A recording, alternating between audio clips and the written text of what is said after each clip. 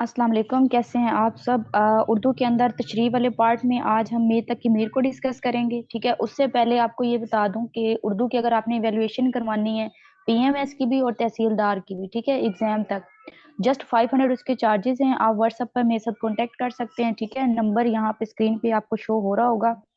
जिसने भी वैल्यूएशन करवानी है उर्दू की, तहसीलदार के लिए या पीएमएस में जो उर्दू है आपकी, ठीक है, ऐसे हो गया, तखलीस हो गई, तशरीह हो गई, एनीथिंग, ठीक है, तो आप उसकी वैल्यूएशन करवा सकते हैं। आपने मुझे अपनी असाइनमेंट व्हाट्सअप करनी है इस नंबर पे अपने नाम के साथ। ठीक है, आज हमने पढ़ना है मीर तक की मीर को। ठीक है, मीर तक की मीर के 5 शेर हम डिस्कस करेंगे।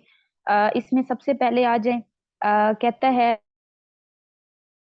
कि जिस सर को गरूर आज है यहाँ ताजवरी का, जिस सर को गरूर आज है यहाँ ताजवरी का। अब इस मिसरे को गौर से सुने।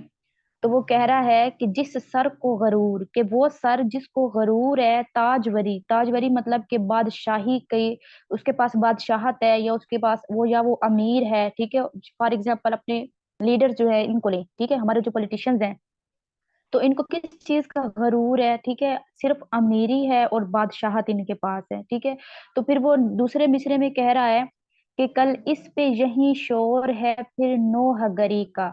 ठीक है, अब वो कह रहा है कि जिस सर को यहाँ पर गरूर है, अपनी बादशाहत का, अमीर होने का गरूर है, फिर क्या होगा, उसी के ऊपर कल नौहागरी का शोर भी होगा। नौहागरी मतलब कि मातम करना उसके ऊपर, मतलब उसने मर जाना, उसके ऐलान होना, रोना। ठीक है, ये चीज।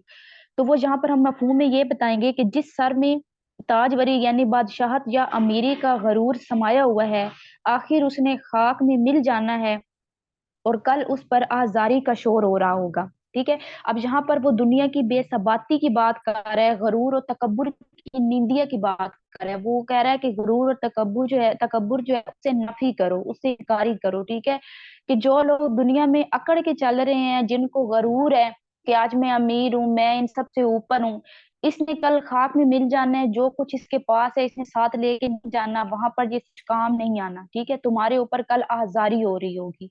ठीक है, यहाँ पर वो आपको, मीर तकी मीर जो है वो ये बताना चाह रहे हैं कि गरूर करने का कोई फायदा नहीं है, ये सब तुम्हारा मट्टी में मिल जाना है। फिर उसके बाद दूसरा शेर आता है, तो दूसरे शेर में वो कहता है, अश्क आंखों में कब नहीं आता, अश्क आंखों में कब नहीं आता, लहू आता है जब नहीं आता। ठीक है, अब वो कह रहा है, सिंपल है, पहले मिसरे को समझ लें। पहले मिसरे में उसने कहा कि अश्क मतलब कि आंसू, वो कह रहा है कि आंसू आंख में किस वक्त नहीं आते। ठीक है, दूसरे लाइन में कह रहा है लहू। अब यहाँ पे उसने अलग अलग कर दिए, तो आप इसको मिला के अगर पढ़ें तो ये उसने लिखा है लहू। ठीक है, ब्लड, खून। वो कह रहा है लहू आता है जब नहीं आता। वो इसमें वो ये कहना चाह रहा है कि हर वक्त ही मेरी आंखों में आंसू रहते हैं। ठीक है, जब आंसू नहीं होते तो उस वक्त मेरी आंखों से लहू बह रहा होता है। ठीक है, मतलब क्या है कि वो अपनी जो परेशानियां हैं, जो तकलीफें हैं, जो मुसीबतें हैं दुनिया के अंदर, जिनको वो बर्दाश्त कर रहा है, वो उसके बारे में बर्दाश्त कह रहा है। ठीक है, कि मेरी तकलीफें इतनी ज्यादा हैं कि मेरी आंखों से हर वक्त आंसू जारी रहते हैं, और जब मेरी आंखों से आंसू नहीं आते तो उस वक्त मेरी आंखों से लहू टपकना स्टार्ट हो जाता है। ठीक है, यहाँ पर वो बात कर रहा है दुनिया के गमों की, दुखों की। ठीक है, अपनी तकलीफों के बारे में बता रहा है। उसके बाद नंबर 3 पे आ जाए, तो 3 पे वो कहता है कि सबर था एक मौन से हिजरा। ठीक है, सबर था एक मौन से हिजरा। अब ये भी पहली लाइन को समझे। ठीक है, वो कह रहा है कि मोना से हिजरा, कि हिजर हिजर तब होता है तन्हाई। तन्हाई में जो मेरा था ना, मेरा साथी था, मेरा दोस्त था, वो कौन था? वो सबर था। में मेरा साथी कौन था? सबर था। अब यहाँ पे कह रहे हैं हिजरा है, मोनस का मतलब है कि तन्हाई के वक्त मेरा साथी होता है, मेरा दोस्त होता है, वो सबर होता है। दूसरे मिसरे में वो कह रहा है कि सो मुद्दत से अब नहीं आता। ठीक है, वो क्या है कि वो सब्र भी मुझे अब कई अरसे से है, वो नहीं आ रहा। जब वो के अंदर क्या है कि जुदाई की हालत को बयान कर रहा है, अपने गम के लम्हात को बयान कर रहा है। उसमें वो कहना चाह रहा है कि जब मैं शदीद दुखी होता हूँ, जब मैं जुदाई की हालत में होता हूँ, अकेला होता हूँ, तो मेरा सब्र जो है ना, और जो मेरा साथी है वो मेरा सब्र होता है। ठीक है, मेरा दोस्त, मेरा बेहतरीन दोस्त मेरा सब्र है। लेकिन अब एक अरसा गुजर गया है कि मुझे वो सब्र भी मुयस्सर नहीं है, वो भी मेरे पास नहीं आ रहा। ठीक है, मतलब वो सब्र के साथ जो है ना रिलेट कर रहा है अपनी जुदाई वाले गम की हालत। ठीक है, यहाँ पर अपने गम की कैफियत बयान कर रहे हैं। फिर नंबर 4 में कहता है कि हौसला शर्त है इश्क है वरना बात का किसको ढब नहीं आता। ये आजकल के नाकाम आशिकों पे उसने लिखा है।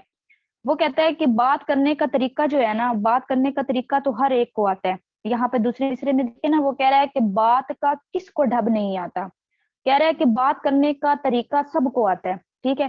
फिर कह रहा है कि हौसला शर्त इश्क है, वरना अगर इश्क करना है तो उसके लिए पहली शर्त ये है कि तुम्हारे अंदर हौसला होना चाहिए। जब इश्क करना है ना, तो फिर मुसीबतें तरह तरह की आनी है, उनको बर्दाश्त करने की ताकत होनी चाहिए, तुम्हारे अंदर सब्र होना चाहिए। वरना क्या, मुझे बात करनी नहीं आती, मीर तक की मीर अपने बारे में बात करने कह रहा है कि हौसला जो है ना वो इश्क की शर्त है, ठीक है। बात करना मुझे आती है, ठीक है, बात करने का ढंग दुनिया में किस बंदे को नहीं आता, मुझे भी आता है। लेकिन मैं हौसला और सब्र क्यों कर रहा हूँ, क्योंकि वो इश्क की शर्त है, इस वजह से मैं खामोश हूँ, ठीक है। क्योंकि मैंने इश्क के अंदर जितनी भी तकलीफें होती हैं उनको सब्र के साथ बर्दाश्त करना है। यहाँ पर वो ये सिखा रहा है। उसने आजकल के आशिकों को सिखाया है कि वो बाद में करके सारा और लास्ट पे कहते हैं अब्बा नहीं माने। तो वो कह रहे हैं कि ये सारा कुछ नहीं होना, सब्र रखो, ठीक है, लड़ो, हौसला रखो, मजबूत बनो, ठीक है। बोलना सबको आता है, ये नहीं है कि बोलना नहीं आता, लेकिन सब्र से काम लोगे तो अपनी मंजिल जो है वो तुम्हें मिल जाएगी। फिर नंबर 5 पे कहता है कि नाज़की उसके लब की क्या कहिए। ये शेर आप सब लोगों ने सुना होगा। यहाँ पे कह रहा है कि नाज़की उसके लब की क्या कहिए, पंखड़ी एक गुलाब की सी है, ठीक है। अब वो कह रहा है कि जो मेरा महबूब है ना, देखिए नाज़की, नाज़की मतलब नजाकत, लब यानी होंठ, ठीक है। अब वो कह रहा है कि जो मेरा महबूब है उसके होंठों की जो नजाकत है। फिर वो नीचे कहता है पंखड़ी, पंखड़ी मीन के गुलाब की जो पत्ती होती है, ठीक है, गुलाब। वो कह रहे हैं कि मेरा जो महबूब है उसके जो होंठों की नजाकत है वो एक गुलाब की पत्ती की तरह है, ठीक है। तशरीह में भी आपने इसकी यही चीज लिख के आनी है कि यहाँ पर महबूब जो है वो अपने, जो शायर है वो अपने महबूब के होंठों की नजाकत के बारे में बात करते हुए कहता है कि मेरे महबूब के होंठों की जो नजाकत और जो मलामत है, ठीक है, वो एक गुलाब की पत्ते की जैसी है, ठीक है। तो यहाँ पर आपने ये लिखना है। अब इसमें इनके इतने मुश्किल शेर नहीं है, इनके जो आप जब शेर पढ़ते हैं ना तो मिसरे के अंदर से ही आपको पता चल जाता है कि वो क्या बात करने जा रहे हैं, ठीक है, सिंपल सी है।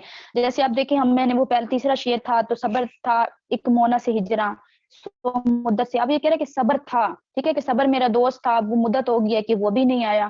फिर कहता है हौसला शर्त इश्क है, वरना बात का ढब किसको नहीं आता। अब इसमें भी यही कह रहा है कि बात करने का तरीका किसको नहीं आता, लेकिन इश्क की शर्त जो है वो हौसला होती है, ठीक है। तो यहाँ पर ये चीज आपको, अब मतलब इसका जो शेर है ना, मीर तकी मीर के जो अशार हैं आसान है, इसके अशार से ही आपको समझ आ जाते हैं। अगर कोई वर्ड आपको मुश्किल लग रहा है ना तो आप दूसरे मिसरे को पढ़ें या पीछे वाला जो लफ्ज होगा ना उससे पढ़ें, ठीक है। जैसे ये हमने शेर पढ़ा है ना तीसरा, तो इसमें आप फॉर एग्जाम्पल आपको ये मोना से हिजरा का नहीं पता चल रहा, ठीक है, तो आप ना बाकी पढ़ें। अब वो कह रहा है कि सबर था, फिर वो कह रहा है मुद्दत से नहीं आया, मतलब वो कह रहा है कि सबर जो है ना वो मुद्दत से नहीं आया उसको। तो इसका मतलब क्या है कि वो अपने गम की कैफियत को बयान कर रहा है, जिसमें वो कह रहा है कि गम मेरा, गम के अंदर मेरा साथी सबर था, लेकिन सबर भी अब मेरे पास नहीं आ रहा, ठीक है, कि सबर भी मेरे पास नहीं आया। तो मतलब ये है कि अगर आपको किसी वर्ड का मीनिंग नहीं आता तो आपने शेर को समझना है, बाकी उसको दूसरा मिसरा समझें कि दूसरे मिसरे में क्या बात की है, फिर उसके साथ रिलेट करके आप अपनी बात को कंप्लीट करके बता सकते हैं कि इस शेर का मफहूम क्या होगा, ठीक है। बाकी फिलहाल के लिए आज इतना ही है, किसी चीज की समझ नहीं आई तो मुझसे पूछ लीजिएगा कमेंट में। और मैंने बता दिया आपको पहले भी, ठीक है। अगर किसी भी बच्चे ने कोई असाइनमेंट इवेलुएट करवानी है या टेस्ट देने हैं, ठीक है, अगर आपने टेस्ट देने हैं उर्दू के तहसीलदार के लिए या पीएमएस के लिए, तो वो भी हो सकता है वो आपका 1 वीक का होगा, ठीक है। डेली बेस में आपको बताऊंगी कि आज आपने ये काम करना है, याद करना है, उसका आपको टेस्ट की टाइमिंग दी जाएगी, उस टाइम के अंदर आपने वो टेस्ट जो है वो सबमिट करवाना है। नेक्स्ट डे आपकी उसकी जूम के ऊपर इवेलुएशन होगी, ठीक है। चार्जेस 500 है, पीएमएस की करवानी है तहसीलदार की, दोनों के सेम ही चार्जेस हैं, ठीक है। जस्ट 500 पे की भी इवैल्यूएशन तहसीलदार की भी हो जाएगी। जिसने भी करवानी है व्हाट्सएप पे मुझसे कांटेक्ट कर सकता है, अपनी असाइनमेंट भेजे नाम के साथ, ठीक है। बाकी डिटेल्स जो है वो इंशाल्लाह मैं आपको वहां पर दे दूंगी। फिलहाल के लिए इतना ही है, अपना ख्याल रखिएगा, दुआओं में याद रखिएगा। अल्लाह हाफिज।